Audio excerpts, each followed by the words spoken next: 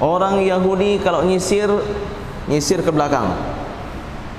Orang Nasrani kalau nyisir, nyisir belah tengah. Nabi bersabda, belahlah samping. Berbedalah kalian dengan orang Yahudi dan orang Nasrani. Orang Yahudi piara kumis dan jenggot. Kumis piara, jenggot juga piara. Orang Nasrani piara kumis saja, jenggot enggak. Nabi SAW bersabda, pendekkanlah kumis kalian, biarkan jenggot kalian. Berbedalah kalian dengan orang Yahudi dan orang Nasrani. Qur'anuna nurun mubin lil 'abidin madassinin, nurun 'ala nurin lana darb sa'adati kull hin. Bahwasanya bulan Muharram termasuk salah satu dari 4 bulan haram yang Allah firmankan dalam surat At-Taubah ayat 36. Minha arba'atun hurum. Dari 12 bulan dalam setahun ada 4 bulan haram. Maksudnya Allah tambahkan kehormatan pada 4 bulan tersebut. Sebagaimana kebaikan dilipat gandakan, begitu juga dosa yang dilakukan di 4 bulan ini juga dilipat gandakan oleh Allah Subhanahu wa taala. Rasulullah sallallahu alaihi wasallam pernah ditanyakan, "Ya Rasulullah, puasa yang terbaik, puasa sunat yang terbaik itu kapan ya Rasulullah?" Rasulullah sallallahu alaihi wasallam dalam hadis sahih riwayat Imam Muslim, beliau bersabda, "Afdalus siyam ba'da Ramadan." Sebaik-baik puasa selepas Ramadan adalah Syahrullah Al-Muharram, berpuasa di bulan Muharram. Berarti puasa sunat terbaik adalah puasa di bulan Muharram. Kelanjutan hadisnya, wa afdalus salah ba'dal fariidah salatul lail. Dan sebaik-baik salat selepas salat fardu adalah salat yang dilakukan di malam hari, yaitu qiyamul lail. Jadi dari hadis ini dapat kita fahami bahwasanya yang gemar melakukan puasa, beribadah puasa, jangan lewatkan puasa di bulan Muharram. Karena puasa di bulan Muharram memiliki keistimewaan dan kelebihannya tersendiri, sehingga Rasulullah SAW bersabda, puasa yang terbaik selepas Ramadan adalah puasa di bulan Muharram. Jadi bagaimana dengan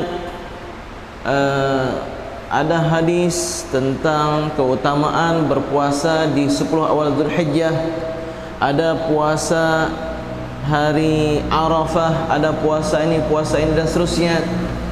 Para ulama sebagian mengatakan semuanya ini tidak ada yang bertolak belakang, karena berasal dari Rasulullah SAW. Wa ma yantiqu 'anil hawa, yang beliau ucapkan bukanlah dari hawa nafsu beliau, tapi in huwa illa wahyu yuha. Semua yang berkaitan dengan syariat yang diucapkan oleh Rasulullah SAW adalah wahyu dari Allah Subhanahu wa taala. Jadi bagaimana? Apa maksudnya? Maksudnya berkaitan dengan 10 awal, berkaitan dengan 10 hari ibadah yang dilakukan di dalamnya yang terbaik di 10 awal Dzulhijjah. Berkaitan dengan puasa 1 bulan, itu yang terbaik di bulan Muharram, ya. Dan bulan Muharram, hari yang terbaiknya itu di 10 awal. Di 10 awal. Jadi tidak ada hadis khusus yang menceritakan tentang anjuran berpuasa di 10 awal Dzulhijjah. Tapi kalau Anda ingin berpuasa, silahkan. Kenapa? Masuk dalam keumuman hadis bahwasanya sebaik-baik puasa sunat adalah puasa sunat yang dilakukan di bulan Muharram. Dan apabila tiba hari yang ke-10 ini, hari 10 Muharram, itu dinamakan dengan Ashura, dari kata asyarah yang artinya 10. Ashura, hari ke-10. Hari ke-10 ini, yaitu hari Ashura, diriwayatkan Rasulullah sallallahu alaihi wasallam sangat menjaga hari tersebut. Imam Al-Bukhari dalam sahihnya meriwayatkan dari Abdullah ibnu Abbas radhiyallahu anhuma, ia mengatakan, tidak pernah aku melihat Nabi sallallahu alaihi wasallam sangat menjaga puasa satu hari yang sangat utama dari penjagaan beliau terhadap hari Ashura. Dulu kan belum ada kalender, bukan seperti kita sekarang. Dulu tidak ada HP. Jadi bagaimana? Nabi bertanya, hari ini hari apa? Hari ini hari apa? Setiap subuh Rasulullah SAW bertanya, tanggal berapa? Ini hari, oh berarti 3 hari lagi hari Ashura. Oh 2 hari lagi hari Ashura. Jadi Nabi berulang kali menyebutkan hal ini. Dikatakan oleh Ibnu Abbas tidak pernah terjadi pada hari-hari yang lain. Padahal Nabi SAW peduli dengan Senin, Kamis. Nabi SAW peduli dengan 13, 14, 15 setiap bulan Hijriah. Tapi terkait hari Ashura, Nabi sangat perhatian. Sehingga apabila tiba hari Ashura, beliau berpuasa dan beliau menganjurkan para sahabat berpuasa. Dalam riwayat-riwayat yang sahih diceritakan Nabi SAW ketika tiba di Madinah, Nabi tiba di Madinah tanggal berapa? Tanggal 12 Rabiul Awal. Jadi kalau kita peringati hari tahun baru Hijriah, kalau melihat sejarahnya tanggal 12 Rabiul Awal itu tahun baru Islam. Tapi Umar ibn Khattab dan para sahabat bersepakat untuk menentukan 1 Muharram sebagai tahun baru Hijriah. Nanti kita akan jelaskan bagaimana Umar bersepakat dengan para sahabat tentang penanggalan Islam. Intinya, sedang hadirin wal hadirat, Bapak Ibu sekalian yang dimuliakan oleh Allah Subhanahu wa taala, Nabi tiba di Madinah tanggal 12 Rabiul Awal. Ketika hari Ashura, berarti selepas 9 bulan Nabi tiba di Madinah, beliau melihat orang-orang Yahudi berpuasa di hari Ashura. Sehingga Nabi bertanya, kenapa kalian berpuasa pada hari ini? Orang-orang Yahudi, Ahlul Kitab, mengatakan, pada hari ini Allah menyelamatkan Musa dari Fir'aun. Allah tenggelamkan Fir'aun di hari ini. Nabi Musa alaihissalam berpuasa pada hari ini sebagai wujud syukur beliau terhadap nikmat selamat dari Fir'aun. Maka kami pun berpuasa sebagaimana Nabi Musa berpuasa. Rasulullah sallallahu alaihi wasallam bersabda, "Nahnu ahaqqu bi Musa minkum." Kami lebih layak dengan Musa daripada kalian. Sehingga Rasulullah sallallahu alaihi wasallam berpuasa di hari Ashura. Dan bahkan dalam sejarah sebagian tarikh tasyri' disebutkan puasa Ashura adalah puasa yang pernah diwajibkan kepada umat Islam sebelum datang syariat puasa bulan Ramadan. Hari berganti hari, tahun berganti tahun, Rasulullah sallallahu alaihi wasallam ingin berbeda dengan orang Yahudi dan orang Nasrani. Orang Yahudi kalau nyisir ke belakang. Orang Nasrani kalau nyisir belah tengah. Nabi bersabda, belahlah samping. Berbedalah kalian dengan orang Yahudi dan orang Nasrani. Orang Yahudi piara kumis dan jenggot. Kumis piara, jenggot juga piara. Orang Nasrani piara kumis saja, jenggot enggak. Nabi sallallahu alaihi wasallam bersabda, pendekkanlah kumis kalian, biarkan jenggot kalian.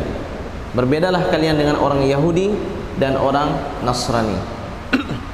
Sehingga di tahun 10 Hijriah atau tahun 11 Hijriah, tahun terakhir sebelum Rasulullah SAW wafat, para sahabat bertanya kepada Rasulullah SAW, "Ya Rasulullah, sesungguhnya orang-orang Yahudi berpuasa pada hari Ashura. Masa kita sama dengan mereka?" Begitulah lebih kurang. Mereka yang berpuasa ya Rasulullah pada hari Ashura. Maka Rasulullah sallallahu alaihi wasallam bersabda, "La in ishtu kalau aku hidup fil amil muqbil, pada tahun berikutnya nanti. Ini berarti ucapan Nabi la in. Kata in dalam bahasa Arab itu yufidut taqlil, menunjukkan jarang, jarang-jarang.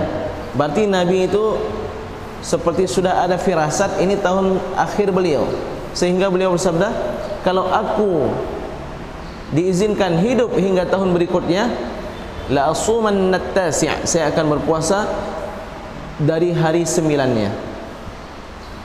Rasulullah SAW wafat sebelum beliau melaksanakan puasa Tasu'a. Namun cita-cita Nabi ini masuk juga dalam sunnah Nabi SAW. Karena itu para ulama mengatakan berkaitan dengan puasa Ashura ada 3 tingkatan. Tingkatan yang terbaik puasanya 9, 10, 11. Itu yang terbaik. Ya.